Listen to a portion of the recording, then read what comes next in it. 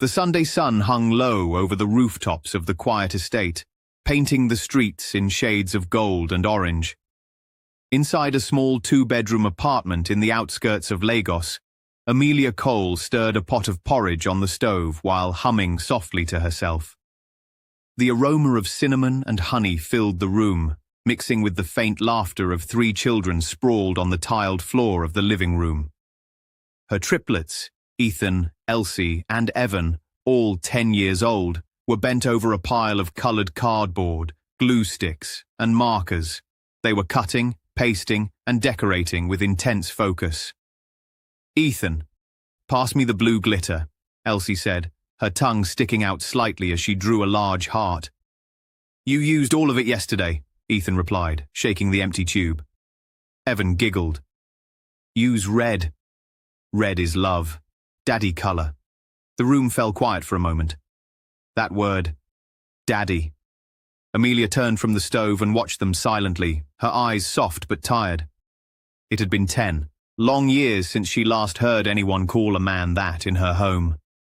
10 years since Nathan Cole had vanished from her life, or rather, since she had walked away. She'd been young, full of dreams and faith, but life had other plans. Her parents had died, she had fallen pregnant, and Nathan's world of wealth and ambition had pulled him far from hers. So she built her own world, small, steady, and filled with love for her children. "Mom," Ethan called, breaking her thoughts. "Can we celebrate Father's Day tomorrow?" Her hands paused on the spoon. "Father's Day?" "Yes," Elsie said brightly. "Our teacher said it's about celebrating people who make us feel safe and loved. You do that, so you're our daddy too." Amelia smiled softly, but the words hit her heart like a quiet ache. "That's sweet, my loves, but you don't need to do anything special for me." Evan pouted. "But everyone in class is bringing their fathers tomorrow. We can't just go empty." Amelia's heart clenched. She had faced many storms, but the look of sadness in her children's eyes always felt like lightning to her soul. She crouched beside them, wiping glue off Evan's cheek. "You don't need to be like everyone else. We're fine just the way we are," Ethan frowned. "Maybe. But you look sad sometimes when we talk about him." Amelia inhaled deeply and forced a smile. "Mommy's fine. God takes care of us, remember?" Evan tilted his head. "Then maybe God will give us a daddy tomorrow." The innocence in his voice made Amelia laugh softly, though her eyes glistened. "You 3 ask God for the biggest things, eh? I hope he's ready for you." Later that evening, while Amelia folded laundry, the triplets gathered in front of the television. The local news was running a feature on Nathan Cole, a billionaire philanthropist known across Africa for his business empire and charity foundation.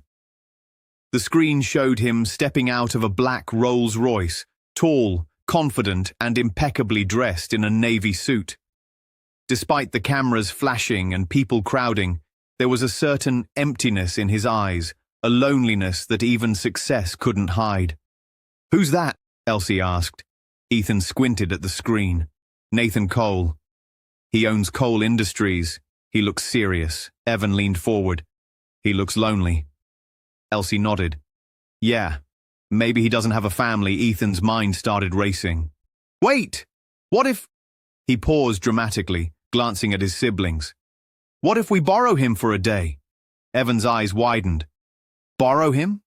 "Yeah," Ethan whispered, his voice full of mischief. "Tomorrow's Father's Day. He can be our dad for one day. We'll surprise Mum. She'll be so happy." Elsie gasped. "That's crazy." "You can't just take someone, not take, Ethan said quickly. "Just borrow. Like an adventure. He looks kind. He won't get mad." Evan grinned. "Operation Daddy Rescue." Elsie tried to stay serious, but the idea began to sparkle in her imagination too. "But how will we find him?" Ethan pointed at the TV. "They said he's visiting the children's hospital tomorrow morning to donate books. It's not far from here." And just like that, the plan took root. That night, as Amelia tucked them into bed, she noticed they were whispering more than usual. "What are you 3 planning?" she asked, narrowing her eyes. "Nothing, Mum," Elsie said quickly, hiding a small notebook under her pillow. Amelia smiled knowingly. I see. Remember, God sees everything. Even under pillows, Evan giggled. Then he'll help us tomorrow. Help you with what? Ethan yawned loudly. Sleeping early? She raised an eyebrow but decided to let it go. Good night, my little troublemakers. And please, no adventures tomorrow. Promise me. Promise, they chorused. But promises made by 10-year-olds were fragile things. Sunday dawned bright and hot. Church bells rang faintly in the distance. Amelia had gone early to the flower shop where she worked part-time, leaving the kids to prepare for Sunday service with their neighbor, Auntie Grace. But as soon as she left, Ethan gathered his siblings in the living room. "Ready?" he whispered. Elsie held a hand-drawn map. The hospital's 20 minutes away by the main road. Evan had packed snacks and a rope, just in case. They wore matching white t-shirts that read Team Cole Triplets, though they'd only made the shirts to look official. By 9 a.m., the three of them were walking briskly down the street, hearts pounding, faces glowing with excitement. At the hospital gate, a crowd had gathered. Cameras flashed, reporters called out, and bodyguards stood tall in dark glasses. And there he was, Nathan Cole, stepping out of his car, handing over a check and shaking hands with doctors. He smiled for the cameras, but up close, even the triplets could sense something behind that smile. Something tired. "See?" Ethan whispered. "He looks like he needs us." Evan nodded solemnly. "Poor rich man." Elsie bit her lip. "Ethan, this is crazy. We can't just—" But Ethan was already moving. He walked straight through the crowd, his small hand gripping a fake clipboard he'd made from cardboard. "Excuse me, sir," he shouted. Nathan turned, slightly startled, as the little boy approached with bold confidence. "Yes, young man." "Good morning, sir. We're from the Children's Hope program. We need your help for a special project." Nathan chuckled. "You are? And what project is that?" Before Ethan could answer, Elsie and Evan appeared beside him. "It's a surprise," Evan blurted. "A Father's Day surprise." Nathan raised an eyebrow, amused. "A Father's Day surprise, And what exactly do I need to do?" "Just follow us," Ethan said, trying to sound professional. "It'll only take a little while." The billionaire exchanged a curious glance with his assistant. "I suppose I can spare a few minutes." And that was how 3 10-year-olds led one of the richest men in the country out of a charity event and into their grandest mischief yet. Nathan followed them to the roadside, chuckling under his breath. "You three are quite the team. What's your name?" "I'm Ethan. This is Elsie and Evan. We're triplets." He smiled. "Ah, no wonder you look alike. So where are we going?" "Home," Evan said proudly. "To meet our mum." Nathan stopped walking. "Your mum? Why?" Ethan turned, serious. "Because it's Father's Day, and she deserves a dad, even if it's just for one day." Nathan blinked. For the first time, he didn't know what to say. He had attended countless meetings, handled billion-dollar deals, but this was the most disarming conversation of his life. He could have turned back. He should have. But something about those children, their innocence, their light, stirred something deep in him. "All right," he said finally, smiling faintly. "Lead the way." As they walked through the bustling streets toward the small estate, Nathan found himself strangely at peace. The children talked endlessly about their school, their dreams, and their mum who worked too hard and never smiled enough. When they reached the little house with its faded blue gate and potted flowers by the window, Nathan paused. Something about the place felt familiar. Before he could ask, the front door opened. And there she was, Amelia Cole. She froze, a bowl of fruit in her hand, her eyes widening in disbelief. Nathan's breath caught. "Amelia?" The bowl slipped from her hands and shattered on the floor. The children looked between them, confused. "Mum," Ethan said slowly, "you know him?" Amelia's lips parted, her voice trembling. "Children. Inside. Now." For a long moment, silence filled the doorway. Amelia's fingers trembled as she gripped the edge of the doorframe. The sound of the triplets' laughter from inside the house felt miles away. "Nathan," she whispered at last, "what are you doing here?" He looked at her, half smiling, half shocked. "I wish I knew." The triplets peeked from behind the curtain, wide-eyed and curious. Elsie's whisper carried through the window. "Mum looks like she's seen a ghost." Ethan whispered back, "Maybe we brought home the wrong man." Evan frowned. "No, he's perfect. Look at his shoes." Nathan heard them and laughed softly, the sound easing the tension just a little. Amelia stepped aside reluctantly. "You might as well come in, before the neighbors start gossiping." He entered the small sitting room, and for a moment he just looked around.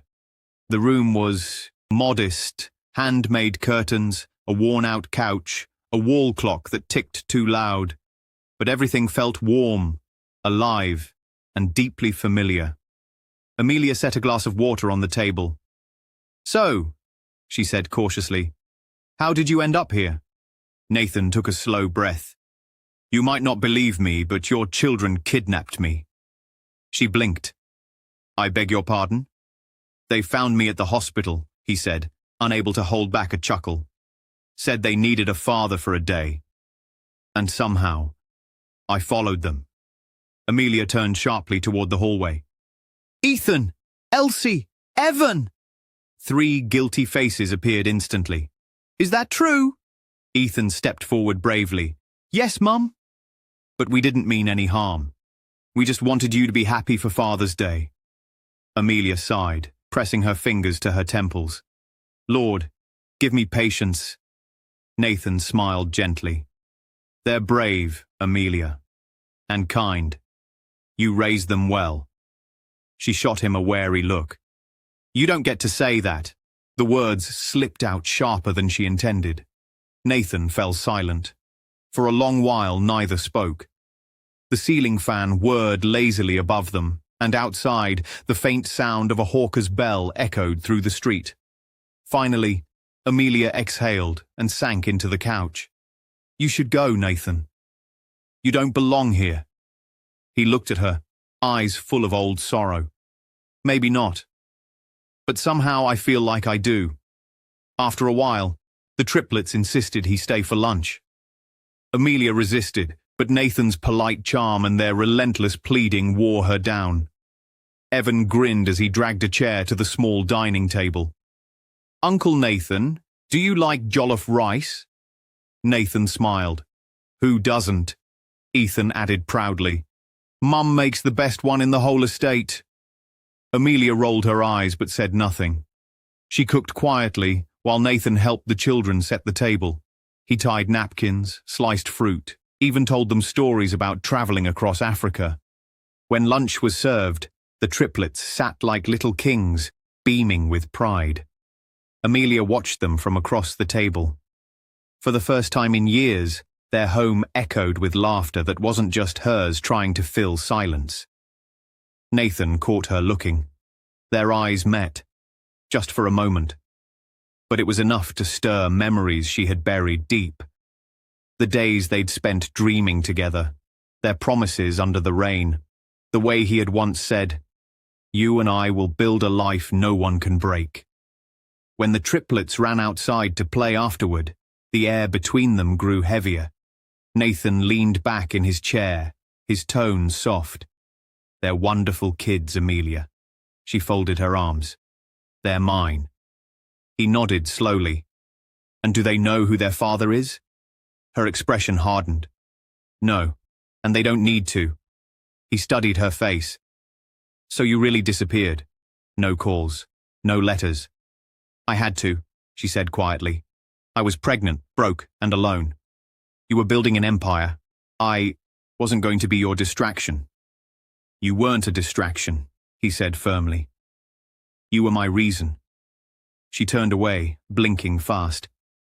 Then why didn't you come for me, Nathan? You had everything. Money, power, lawyers. You could have found me. He lowered his head. I tried. But by the time I found where you'd gone, you were gone again. I thought maybe you didn't want to be found. Her shoulders shook slightly. I didn't want to be a mistake you fixed out of guilt. The silence that followed was heavy. Nathan rose slowly and walked to the window, watching the triplets laugh as they chased a paper plane down the street. They look like you, he said softly. But that boy, Ethan, he walks exactly like I used to. Amelia's breath hitched. He turned toward her. Tell me, Amelia, are they mine? She opened her mouth, but no words came. Please, he said. I need to know. Her voice broke. Yes, they're yours. Nathan's world tilted. He gripped the edge of the table, his mind spinning. 10 years, he whispered. 10 years I didn't know my own children existed. Amelia's eyes glistened. I'm sorry, Nathan. I did what I thought was right. I wanted to raise them with peace, not questions. He turned away, struggling to contain the storm of regret rising inside him. I missed everything, he murmured. Their first words, their birthdays, their laughter. Amelia stepped closer. You can't blame me for protecting them. You weren't ready then. You were chasing the world. I was chasing it for us, he said, turning to face her. I wanted to build something worthy of you. I just didn't know I'd lose you in the process. Tears slid down her cheeks. I didn't want to be your charity case. He shook his head. You were never that. You were my home. For a moment, time stood still. Two souls who had once been one, now standing inches apart, separated by years, but tied by 3 living miracles. That evening, Nathan stayed longer than he meant to. He helped the triplets with their homework, told them stories of his travels, and listened to their laughter as if it were medicine for his soul. When it grew late, he rose to leave. Amelia walked him to the door. Thank you, she said softly, for playing along today. They'll remember it forever. He smiled faintly. So will I. As he stepped out, he hesitated. Amelia, do you ever think, maybe this isn't an accident? She frowned slightly. What do you mean? I mean, he said quietly, maybe this, today, wasn't chance. Maybe God decided it was time. Her eyes softened. You still believe that? I didn't, he admitted. Not for a long time, but meeting those kids today, it felt like grace chasing me down. For a long time they stood in silence, listening to the hum of the city. Then Amelia whispered, If it's God's plan, he'll make a way. But don't promise what you can't keep, Nathan. He nodded slowly. I won't promise. I'll just pray. And with that, he walked into the night, leaving behind 3 sleeping children and 1 mother, whose heart wasn't sure whether to hope or to protect itself. That night, Amelia sat by her window long after midnight. The children were asleep, their soft breathing filling the room. She thought of Nathan's eyes, of his words, of how time had softened him in a way success never could. She remembered the verse she'd whispered 1,000 times over the years. They that wait upon the Lord shall renew their strength. Maybe this was what waiting looked like. Not perfect timing, but divine timing.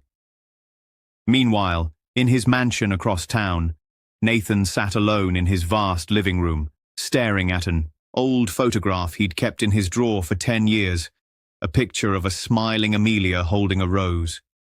He whispered into the quiet night, If this is you, God, give me a second chance to do it right. Morning sunlight filtered softly through Amelia's thin curtains, brushing across her face. She had barely slept. The echoes of yesterday, Nathan's laughter with the children, his words at the door, replayed in her mind like a song she couldn't stop hearing. Down the hall, Ethan, Elsie, and Evan were already awake, whispering in their secret corner. "Do you think he'll come back?" Elsie asked. Ethan shrugged, trying to sound older than he was. "Men like that don't come back." Evan frowned, "But he said he'll pray. And when people pray, things happen." The other two fell silent.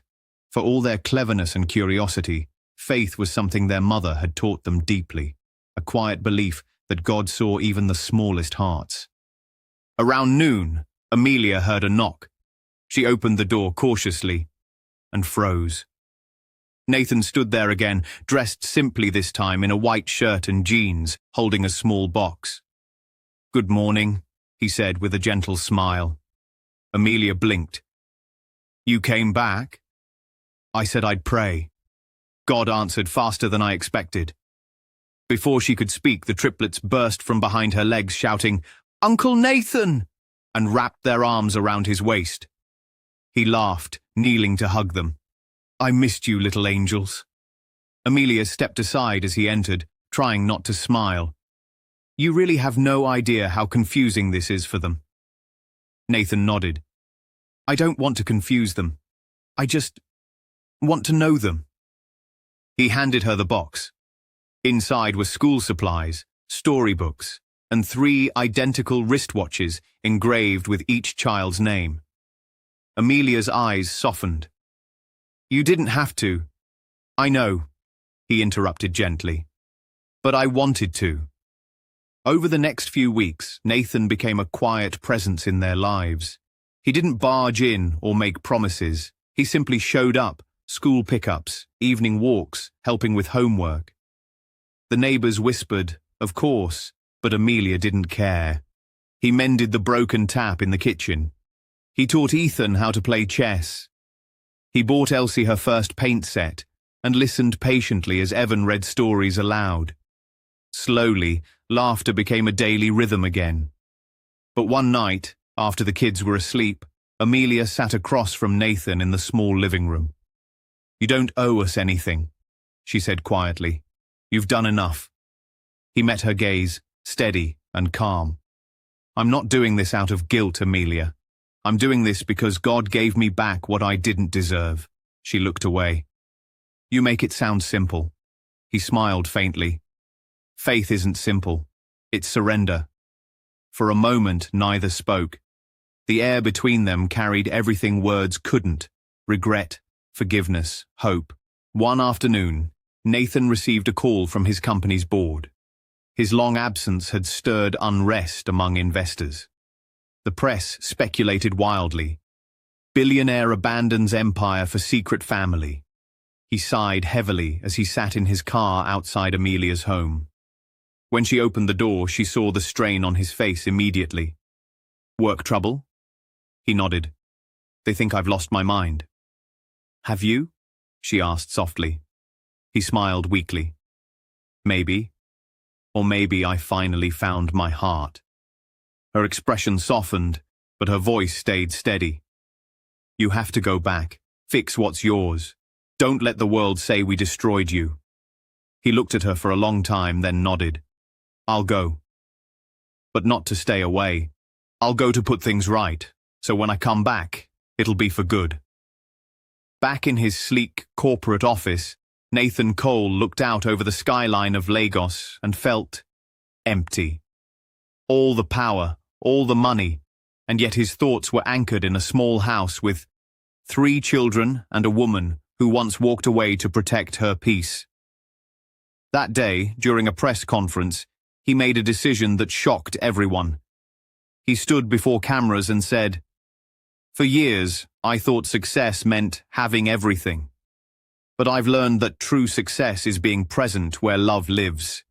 Today, I'm restructuring my company to focus on people, education, families, and the forgotten children of our society. Because family is the greatest investment of all." The headlines changed overnight. The world called it the Cole Redemption. But Nathan knew it was God's rewriting. Months passed. Amelia's flower shop grew thanks to Nathan's quiet support through the Cole Foundation for Women Entrepreneurs. She never asked, but she knew whose hands were behind it. One sunny Saturday morning, on the next Father's Day, the triplets were busy making breakfast. Flour covered the counter, and the smell of burnt toast filled the air. Ethan was scribbling on a big card, "Happy Father's Day to the best man we know." Amelia smiled, shaking her head. "You three and your surprises." Before she could finish, there was a knock at the door. She opened it, and there he was again. Nathan, no security, no chauffeur, just him, holding a bunch of lilies and an envelope. "Good morning," he said. "I'm sorry for being late. I had to talk to 3 very important people before coming here." She raised a brow. "Who?" He smiled. "My board. I just resigned as CEO." Her heart skipped. "You what?" He nodded. "I've built enough towers for the world. It's time to build a home." Before she could speak, the triplets rushed in, squealing. "Uncle Nathan, you came." He knelt, opening the envelope. Inside were adoption papers, but the name line read, "Father, Nathan Cole." Amelia gasped. "Nathan!" He looked up, eyes shining. "No more pretending. I don't want to borrow them for a day. I want to earn the right to be their father for life." Tears filled her eyes. "They already see you that way." He took her hand gently. "Then let me see you that way too." That evening, as the sun dipped below the horizon, they all sat outside, Nathan, Amelia, and the triplets, eating roasted corn and laughing at nothing in particular. The world outside still spun fast, but inside that small yard, time seemed to pause. Ethan suddenly turned serious. "Mum, do you think God planned all this?" Amelia smiled, her eyes glistening. "Of course, my love. Sometimes what looks like chaos is just destiny finding its way home." Nathan nodded, gazing at the children. "And sometimes, God lets little hearts do big miracles." Elsie grinned. "So we're God's little helpers?" He laughed. "The best kind." Evan leaned back against him. "Then I'm glad we kidnapped you." Everyone burst into laughter, and Amelia shook her head. "Next time, just invite people, okay?" Nathan smiled, looking up at the stars. "If this is how divine setups work, I'd gladly be kidnapped again." Months later, their story spread across the nation, the billionaire who found his children through a wild Father's Day twist. But for Nathan and Amelia, it wasn't fame. It was faith fulfilled. They built a small foundation for single mothers, named Grace's Haven, where Amelia often told her story. She would say, "Sometimes you think God has forgotten your story, but he's just waiting for the perfect chapter to bring everything together." And Nathan would add, smiling at their triplets running through the crowd, "The greatest wealth isn't what's in your bank, it's who waits for you at home." Together, they had learned that love delayed wasn't love denied. Because in the end, what looked like chaos was destiny in disguise.